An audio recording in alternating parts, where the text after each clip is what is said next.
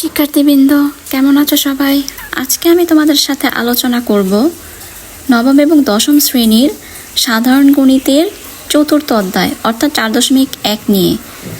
সূচকের চ্যাপ্টারের প্রথমেই কাজের যে অঙ্কটা সেটা দেখে নিই। এটা তোমাদের বইয়ের 80 পৃষ্ঠায় দেওয়া একটা সরল কয়ের প্রশ্নটা হচ্ছে 2 to the power 4 into 2 square divided by 32। এটাকে সরল করার জন্য বলা হয়েছে। তো ফার্স্টে আমি এটাকে সলভ করার জন্য আমি লিখব 2 to the power উপরে বেস আমার একই রকম, আর যেহেতু ইন্টু আকার আছে তাহলে পাওয়ারগুলো আমার যোগ হয়ে যাবে অর্থাৎ 4 + 2। আর 32কে আমি যদি বেস 2 ধরি তাহলে পাওয়ারে লিখব হচ্ছে গিয়ে 5 অর্থাৎ 2 to the power 5 এর মান হচ্ছে 32। এবার 4 + 2 হবে হচ্ছে 6 2 to the power 6 আর নিচে হবে 2 to the power 5। যেহেতু ভাগ আকারে আছে আর বেস একই রকম তাই পাওয়ারগুলো হবে বিয়োগ অর্থাৎ 6 - 5, যেটা 2 এর পাওয়ারে লিখব। আর 6 - 5 হচ্ছে 1, তো 2 to the power 1 মানে হচ্ছে 2। এটাই হচ্ছে আমার কয়ের অ্যান্সার।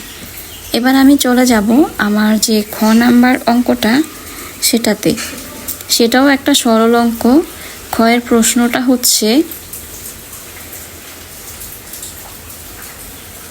2/3 আর পাওয়ারে হচ্ছে আমার 5/2 ইন্টু আবারও 2/3 অর্থাৎ বেস একই রকম আর পাওয়ারে হবে -5/2।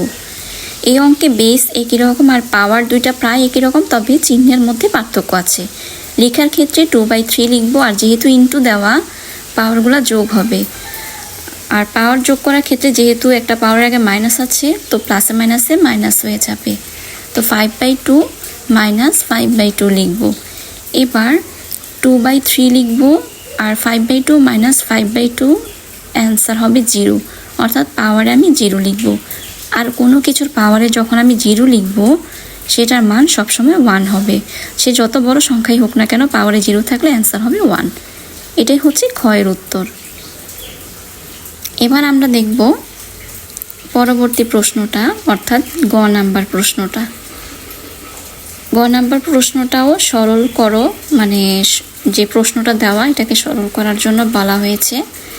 তো ফার্স্টে আমরা প্রশ্নটা আগে লিখে নিই। প্রশ্নটা হচ্ছে আমার 8 পাওয়ারে হচ্ছে আমার 3/4 ভাগ 8 দিয়ে পাওয়ারে হচ্ছে হাফ, অর্থাৎ এখানে বেস হচ্ছে 8 আর যেহেতু ভাগ আছে তাহলে পাওয়ারগুলো অবশ্যই আমাকে বিয়োগ করতে হবে।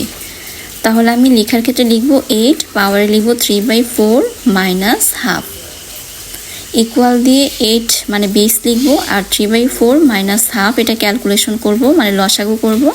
লসাগু করলে হবে 3 - 2 আর নিচে হবে 4। আর তারপর হবে 8 দিয়ে পাওয়ারে নিচে 4 আর উপরে 3 - 2 হচ্ছে 1। 8কে লেখা যায় 2 কিউব আর পাওয়ারে 1/4। তো এবার পাওয়ারগুলো গুণ করে দিব, গুণ করে দিলে হবে 3/4 অর্থাৎ 2 to the power 3/4। এটাই হচ্ছে আমার অ্যান্সার। তো আজকে এ পর্যন্তই। ভালো থাকো সবাই। আল্লাহ হাফেজ।